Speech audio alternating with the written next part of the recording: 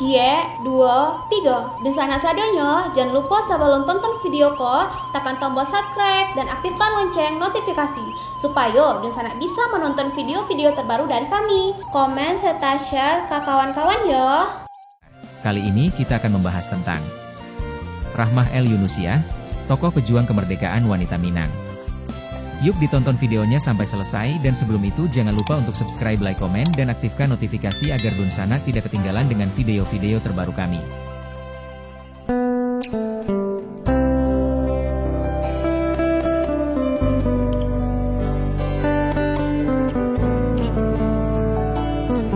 Selain R.A. Kartini, Indonesia memiliki sejumlah tokoh emansipasi wanita, salah satunya Rahmah El Yunusiah.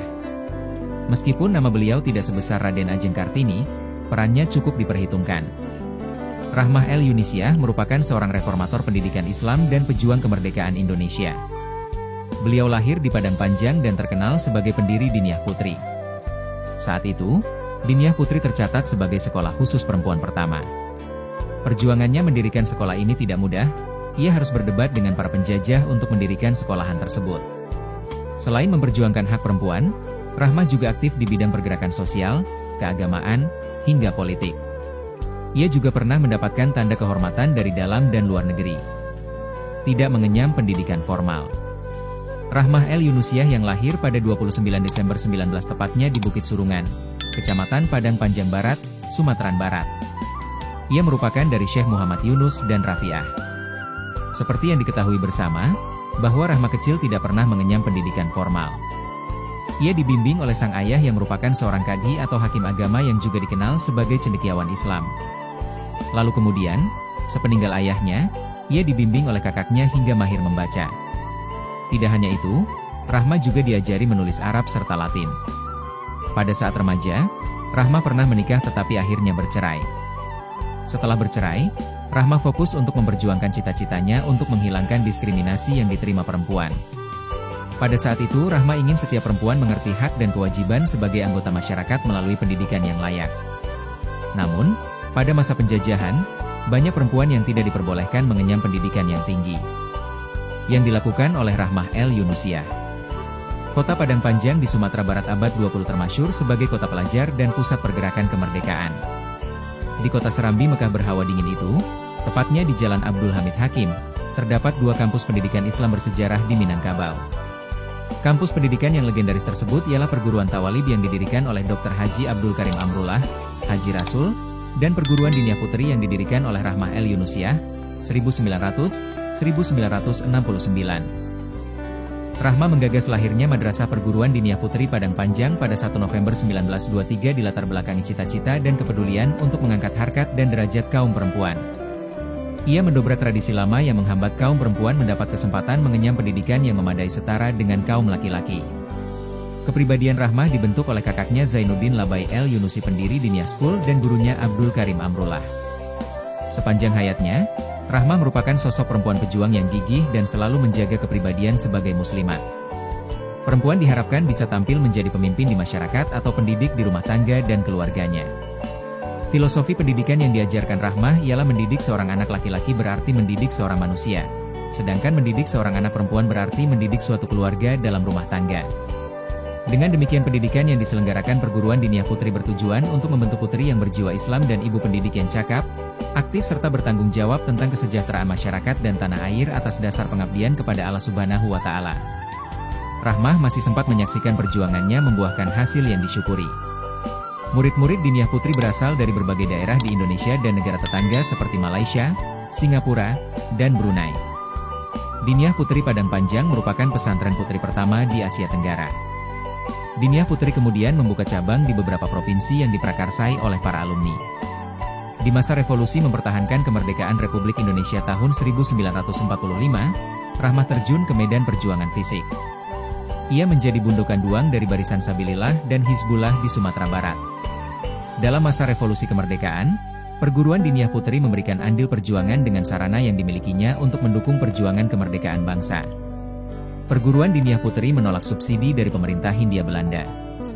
Perguruan Islam itu tidak mau berada di bawah pengaruh kekuasaan kolonial. Sikap mandiri dan menjaga harga diri yang dipegang teguh Dinia Putri sama dengan prinsip berdikari, berdiri di kaki sendiri, yang dianut Taman Siswa Yogyakarta. Kalau pada waktu sekarang orang mendirikan sekolah, adalah hal yang biasa. Akan tetapi pada waktu lebih 50 tahun yang lalu di mana orang menganggap wanita itu haram masuk sekolah, ada orang yang berani mendirikan sekolah untuk wanita, seperti Ibu Rahmah, maka itu adalah hal yang luar biasa. Disinilah letak pentingnya Dinia Putri, dan disitulah pentingnya Ibu Rahmah. Beliau telah meninggalkan jasa yang sangat besar, bukan untuk Tanah Minang saja, tetapi juga untuk seluruh Indonesia bahkan untuk seluruh dunia wanita. Ungkap Menteri Agama RI periode 1971-1978 Profesor Dr. Haji A. Mukti Ali ketika meresmikan salah satu bangunan gedung asrama Dinia Putri Padang Panjang tahun 1978.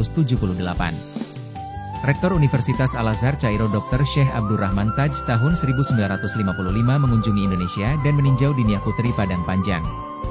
Pemimpin tertinggi Al-Azhar itu terkesan dengan pendidikan Dinia Putri. Di Mesir belum ada sekolah khusus untuk perempuan. Rahmah diundang ke Universitas Al-Azhar untuk membentangkan pengalamannya membangun pendidikan Islam di Indonesia.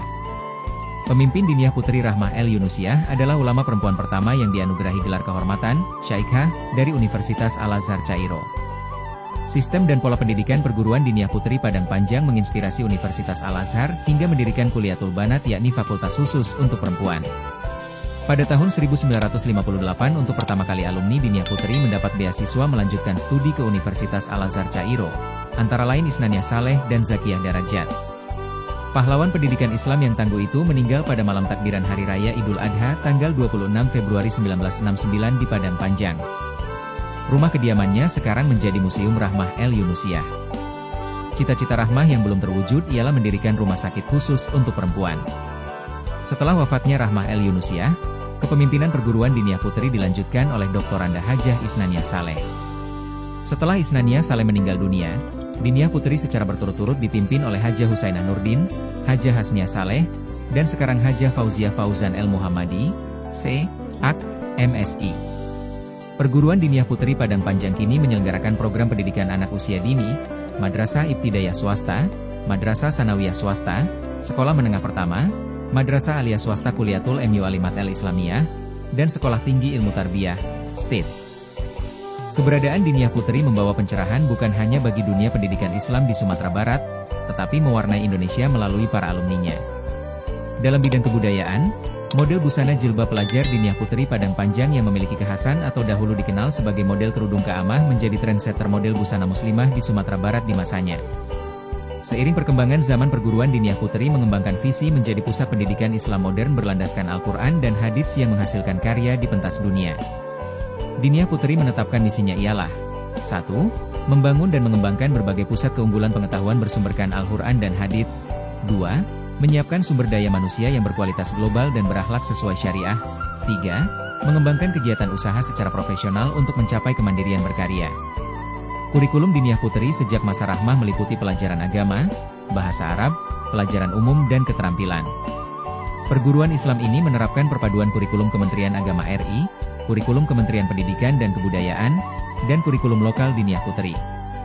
Setiap memperingati Hari Pendidikan Nasional tanggal 2 Mei, selayaknya kita mengenang kembali cita-cita besar Rahmah El Yunusiah. Serikandi emansipasi pendidikan perempuan dari Minangkabau, Sumatera Barat tersebut merupakan pelaku sejarah yang turut menggerakkan perubahan bangsa. Kebesaran pendidikan Islam di Sumatera Barat di masa lampau dengan ikon perguruan Tawalib Padang Panjang, Dinia Putri Padang Panjang serta Sekolah Adabiah di Kota Padang, dapat disejajarkan dengan kebesaran Taman Siswa yang berdiri pada 3 Juli 1922 di Kota Yogyakarta. Legasi perjuangan Rahmah di pentas peradaban tidak memerlukan glorifikasi. Akan tetapi sebagai mutiara berharga dalam sejarah pendidikan Islam di Indonesia, warisan Rahmah El Yunusiah patut dipelihara gemilangnya sepanjang masa.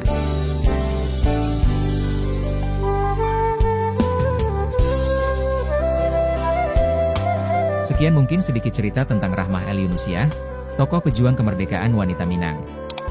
Semoga bisa menambah pengalaman dan ilmu teman-teman. Sampai bertemu lagi di video-video kami selanjutnya.